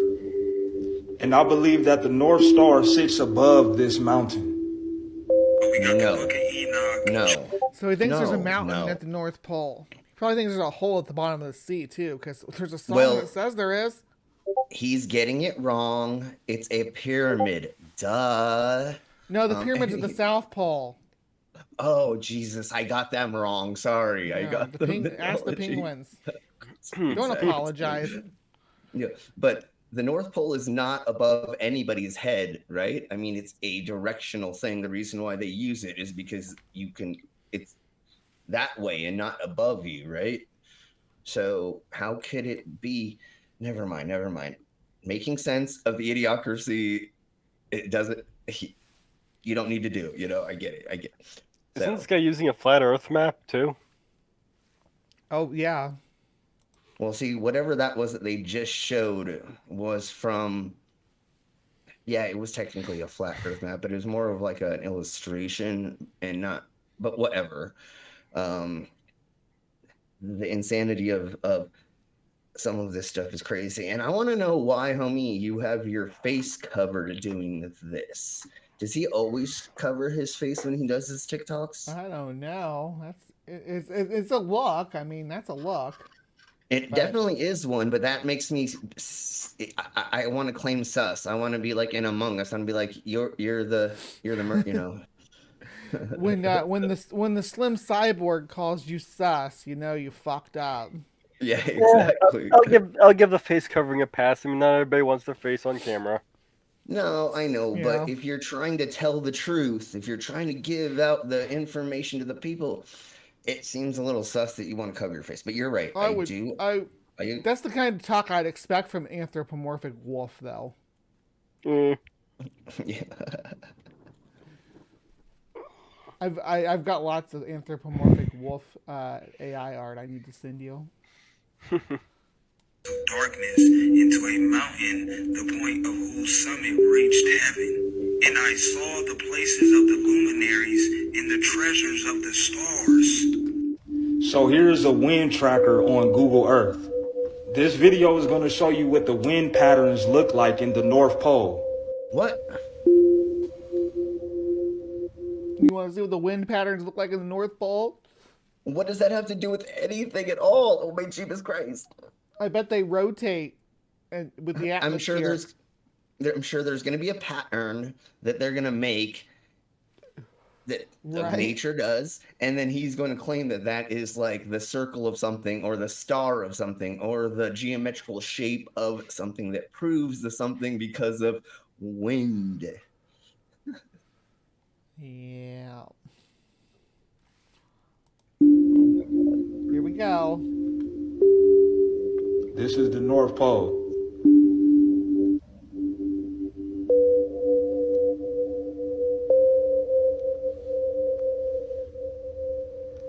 Why is it making this pattern? Oh, Jesus Christ, I knew Let's see. Oh. It looked like a teardrop? It looked... I think the idea is that he's saying that there's a mountain sticking up there that the wind's going around. Oh, so yeah, okay, sure, but citation needed. I need to know exactly where that is, pinpoint that on this map, and then pinpoint it on a Google map that shows elevation or something, right? And then it shows. Although they say that it's hiding sometimes, right? They're saying that the governments won't let us know about these things. Well, so the North Pole, both the geographic and the magnetic North Pole currently, as far as I'm aware, are both over open sea. So there wouldn't be a mountain, and he didn't specify which one we're looking at here. So can we even begin to speculate on why the wind patterns are going the way they are around the North Pole if he can't tell us if this is the geographic or magnetic North Pole? Here's someone who can probably tell us, though. Ember? Hello. Is this the geographic or magnetic North Pole? Or is this the bullshit North Pole? I can't see enough of what he's pointing at to tell. Yeah, hold on. That's what I was saying. I wish that he would Why have is it painted it.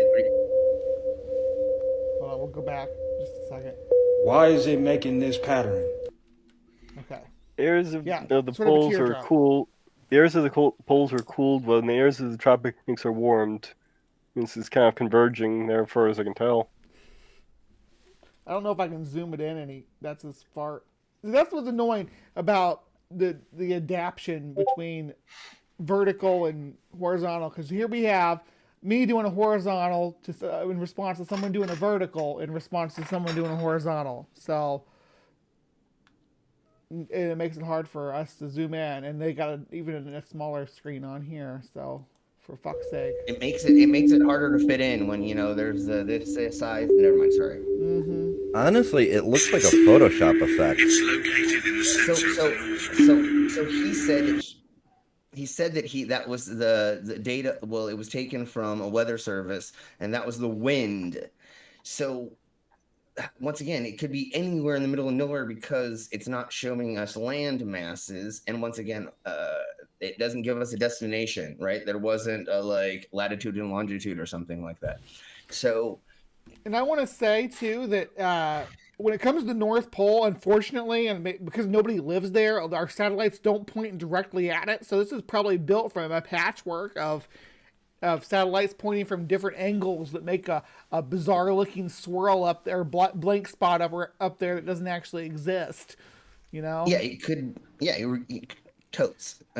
Them putting things together, that could have been an anomaly that was just done from them not layering the different images together. That could be where they all overlap, right? Yeah, where all the and it made satellite images overlap at. They come to a point, all right, for sure. But wouldn't the beginning of a hurricane, tornado, and all those other thingy-mabobbers do something like that? I don't know what those were called in the Arctics, or but wouldn't something beginning of a storm kind of? I used to think when I was a kid that that's what a blizzard was. That was like a hurricane or a tornado up in the Arctic, and then I found out it wasn't. Yeah, I'm looking at the Meteorological Society here, and they're saying that the kind of swirling like that is a result of different air masses. We want to know what the bald spot in the middle is. Is the Earth just experiencing male pattern baldness, or?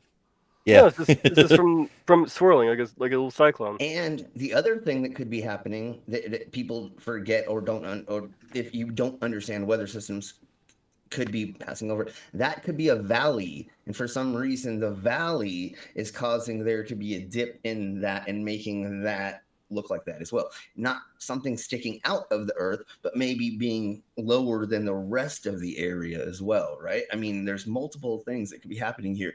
Just because you found something on Google Weather, doesn't mean anything, right? Oh, I see. It's an anticyclone. Yeah, exactly. That's what I'm saying. Like instead of it being an upward, it's a downward or something, right? I mean, we don't know why directionally that is making that. Well, a cyclone and an anticyclone are just clockwise or counterclockwise, the rotation of the storm. When the two different density air masses come together, they have to swirl. Which way they swirl is determined by Coriolis forces. And that's what we're getting, that little bald spot there. It's just basically a cyclone. Well, that's what I'm. Yeah, exactly. It does not prove the fact that it starts with a little white spot. It's like somebody's holding down a mouse and then running the thing. That's why I say it looks like it's Photoshop. You're overthinking it. That is Santa's workshop protected by Christmas magic. Oh, okay. It's all the reindeer farts that are cups. Yeah, it's a methane. Yeah, it's a methane cyclone. It's the same as the firmament, right? But it's capturing reindeer farts instead. Yeah, exactly. Similarly. And it's the center of the Earth magnetic field, known as the Taurus field. That black thing in the center of the whirlwind is the tallest mountain on Earth, far more taller than the Mount Everest. It's so tall that even in peaks reaching... This is not a real thing. What are they talking about? The Taurus effect. What's the Taurus effect? Anybody heard that term before? Taurus? I'm gonna venture guess that that's not a real thing. It looks like the clouds are making a torus, which is basically just a circle. It's a donut. That doesn't always have to happen at the top of a mountain, right? It can happen in various locations. So yeah, like the eye of a hurricane has a similar phenomenon. Yeah, so how do we know this is the top of the tallest mountain in the world? Once again, you're not giving us enough information by showing us just a cloud pattern. That's all that we're seeing here. I have no idea where we are in the world. Oh, I found Taurus. Surface revolving generated by revolving or circle in three-dimensional space. That's a G-dimensional. I guess the Taurus effect is creating something like that. Maybe. I don't know. I don't know what he's talking about. Taurus effect here. I thought it was T-O-R-E-S, but it might be T-A-U-R-S, like a bull. T-O-R-U-S. And remember, the Torah effect is a completely different thing. Anyways. It's the roots they grow, or the black rock, also known as Mount Merit. Some people also called it Mount Zion. You wouldn't find this massive mountain existence in mainstream science and media because it's deliberate. So on a flat Earth, there is only a magnetic north. There is no such thing as a magnetic South Pole. No matter what, a compass will always... Whoa, that blew my mind. Earth is the only monopole in the entire fucking universe. This always drives me nuts, because, like, you cannot use a compass. Yes, the red part of the needle points north, the white part of the needle points south. It can't point south if there isn't a magnetic south. What the fuck, man? Yeah, and just because you used a very, very basic version of a compass does not mean that you can tell all the magnetic fields with that silly little thing you bought at Walmart or whatever. You need. It's funny because he made this work on the because of the magnetic field on our globe Earth. Yeah, that too, and totes. Hey, Granny. Yeah, it's just it's a trip. I wonder that earlier picture with the clouds and the little black spot in the middle that we have no idea where the hell it actually is on Earth. How did they get that picture? If the Earth is flat and under a dome and space isn't real and we can't go to space, how did they get that picture? Satellites aren't real, so...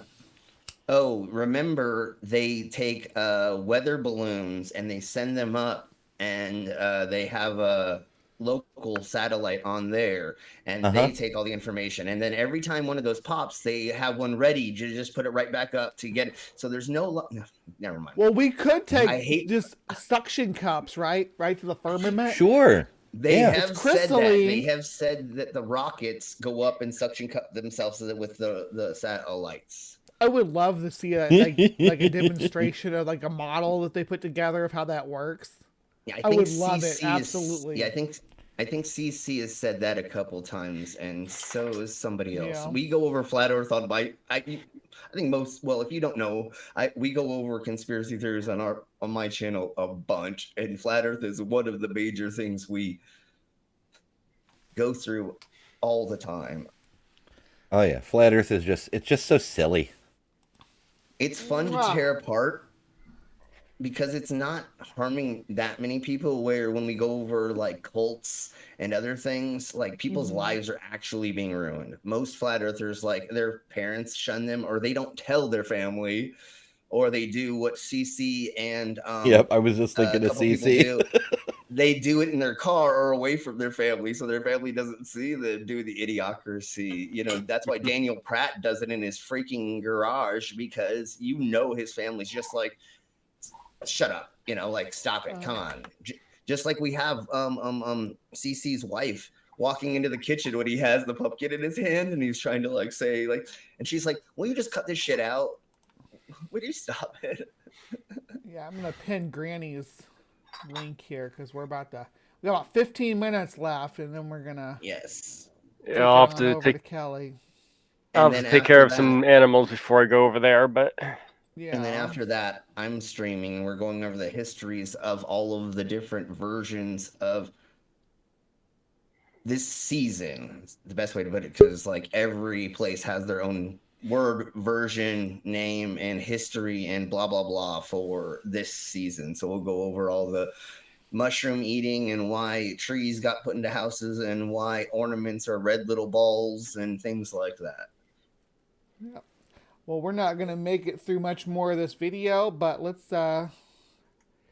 give her a whirl and see how much we can get through. And we're gonna play.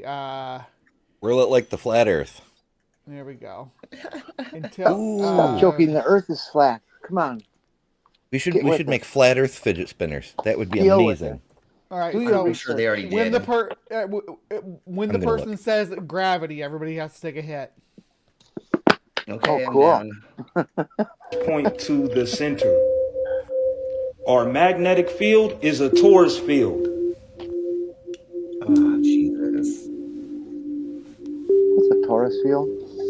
Something weird. I don't know. A spinning thing. This is an example of our torus field. Oh my Jesus Christ. Did he say gravity? What? No, I just smoked anyway. Oh, okay. Well, I'm down. Oh, it's a round magnet. This is a torus field. This is our magnetic field. Okay, is he talking about the way magnetic fields form? Is calling that the torus field? I guess. I mean, the torus basically is kind of like a donut shape. So yeah, I predict that he's going to say that this is why Earth is a monopole. If you look at a torus field, it's dipoled. It's dipoled. Yeah, I know. Right? Well, yeah, but you're not a flat earther. You can see the South Pole. It's on the screen. It's right here. Right here is the South Pole. I'm hyperventilating. Here, well, But how is there the edge though with this? How would you have this being a flat Earth? This is how the how would there be an ice wall on that? That doesn't. Never mind. I know. Never mind. Keep going. Keep going. Keep going. Let's not even works on the flat Earth.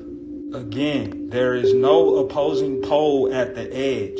The entire flat Earth is diamagnetic. It's diamagnetic.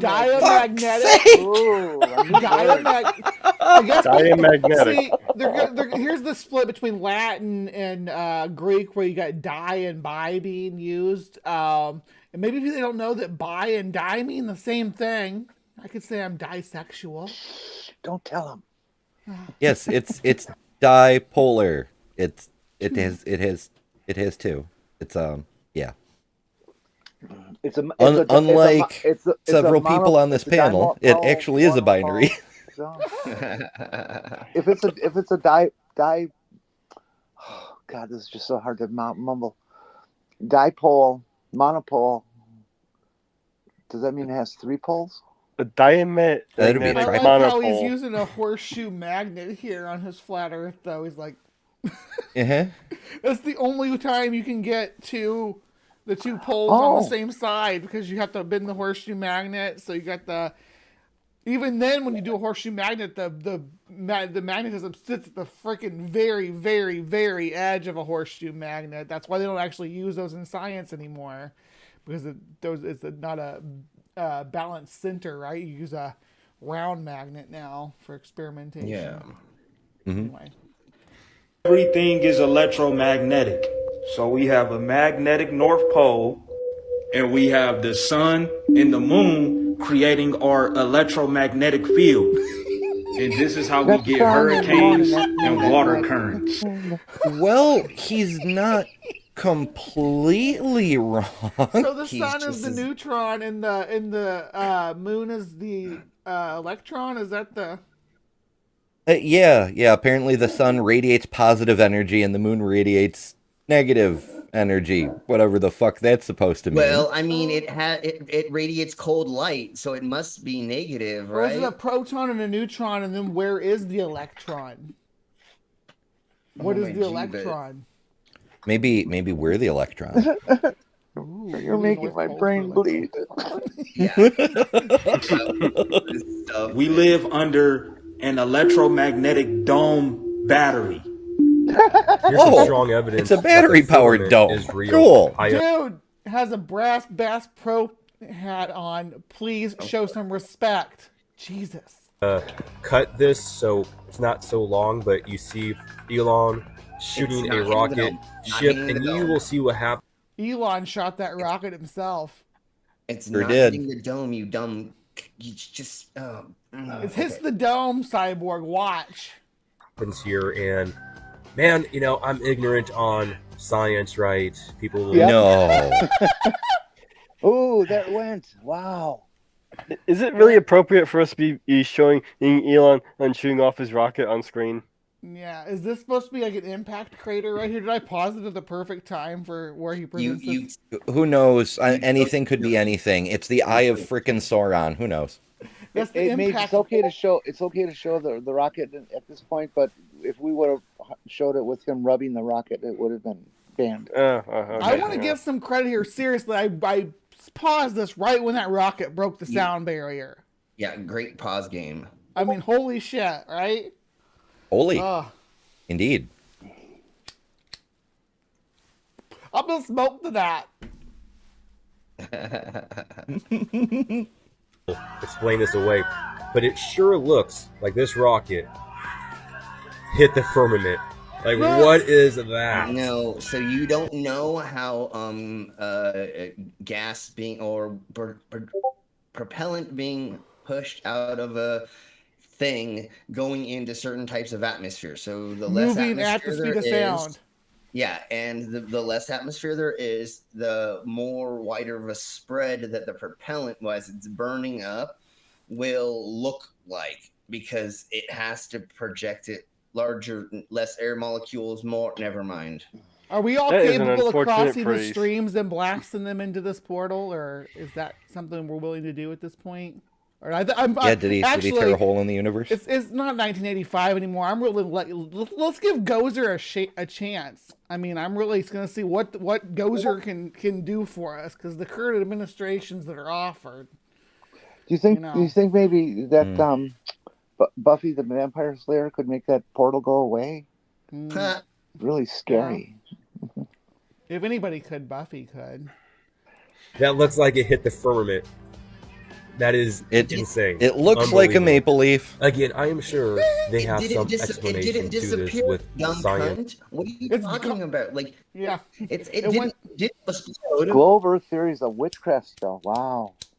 Well, what I want to know is, if it did hit a dome, why is it just a big poof? Why shouldn't the perimeter of the dome like form an edge on that of some kind? Like, shouldn't we see the damn dome? No. I want to Photoshop something like this and put cracks in and be like, show the flat earthers and be like, holy shit, you see the cracks in the dome? What's going to happen when it breaks? What's on the other? The waters are going to get through. Every night. It hit a structure. The waters above up there, right? Unless they ran out, who knows? And it's then splashed in the water above. But Tiamat lives in those waters, or Leviathan, if you're half of Tiamat. Yeah, that's right. That's right. Tiamat or Leviathan if you're nasty. Yeah. And the atmosphere and what happened up here, and that is what you are seeing. It's not the firmament, right? But just trying to use our eyeballs and view what we just viewed. Sure looks like they shot a rocket. Looks like a maple leaf. And it hit something up there, and it blew up, and it looks like the waters above, right? That is the idea of the firmament. This is a top. Ooh, I called the waters above. Yes. I'm batting 1,000. Prophecy. I called the monopole. So, yeah, you did. We're the new Pharisees. That's what we should call our crew here. Yes. That'd be a great band name. Topic that I am not dogmatic on. Okay, the idea of flat Earth to globe Earth to the firmament. I mean, I do believe in a firmament. I do believe that we could be in a globe and there's a firmament above the globe as well, right? Sure, we can see it. I should have said we have to smoke every time they say fucking firmament. Jesus Christ. Oh, then you'd die. Yeah. If I die and my spirit leaves my body, does it get stuck on the firmament? Is the firmament just clogged I think so. with floating dead people?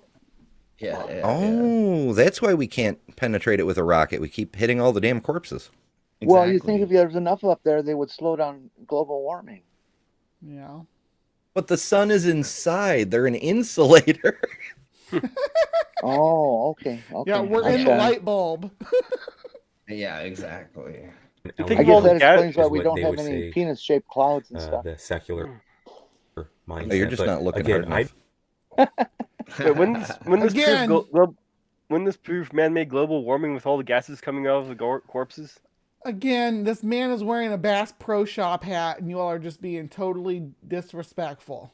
He's talking. I don't. When the man in the Bass Pro hat talks, what do we do, guys? Laugh? Yeah. We turn off the TV because we get 15,000 of those fuckers here every summer. Don't ride or die on either side. I see both sides. I understand both mindsets. I always try to go to. This is what any centrist on any issue sounds like to me. They sound like I guess if someone's a centrist on any type of social or political issue, to me, they always sound like someone trying to be a centrist about the flat Earth. Yeah. The root cause or root issue, though, and I do see more on the side of us living on some type of flat or oval or hollow Earth or something else that NASA Oh my God, he is said lying about, hollow. because I don't believe NASA for a second. They are lying. He sees both sides, but doesn't believe NASA. Okay, I got a great little anecdote for you.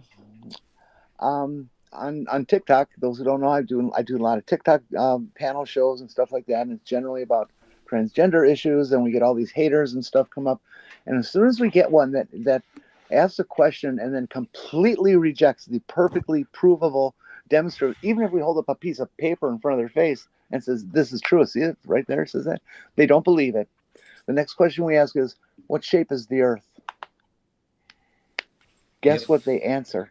Almost Flat? every single one. Yup. It's almost a direct correlation. If somebody believes any conspiracy theory, they almost always also believe flat Earth. Yep. All right, Mr. Bass Pro Shop's got about 2.5 more minutes left.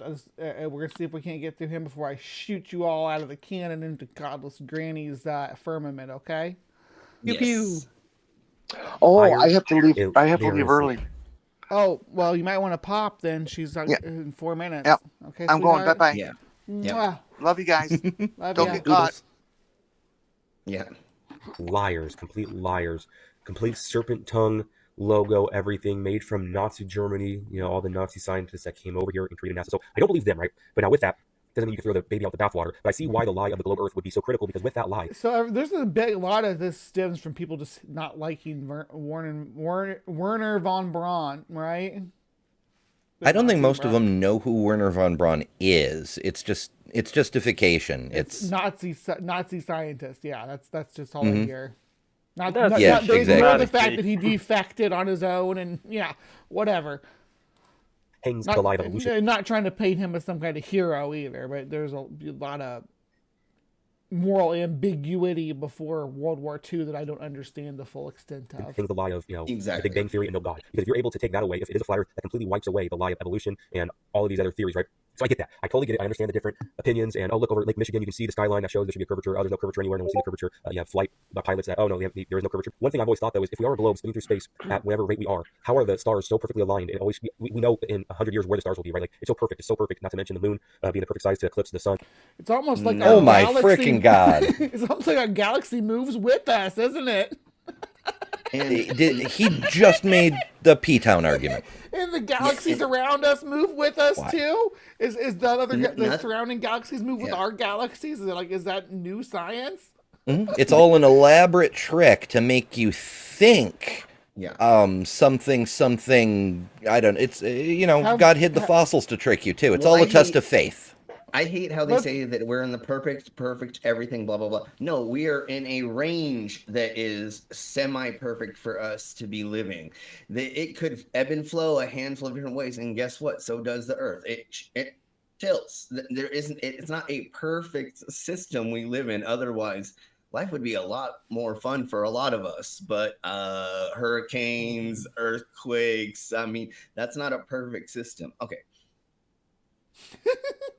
All right, that's what I'm gonna wrap up on that note, because that was glorious. Just misunderstanding so many things. He's gonna go. He goes into the moon overlapping the sun, the perfect distance and stuff. Which, it's was it 400 times to 40 times the distance? 400 to 1 ratio. Yeah. Which is pretty cool.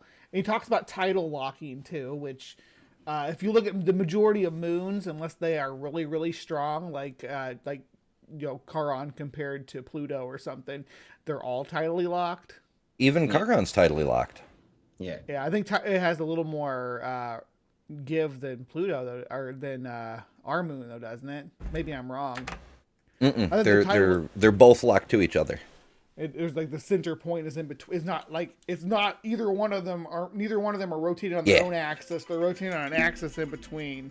All right, Godless Granny is launching her thing. She is So let's everybody go on over there. The link's pinned in the chat. Please remember to be kind, take care, and we will see you next time. Bye bye.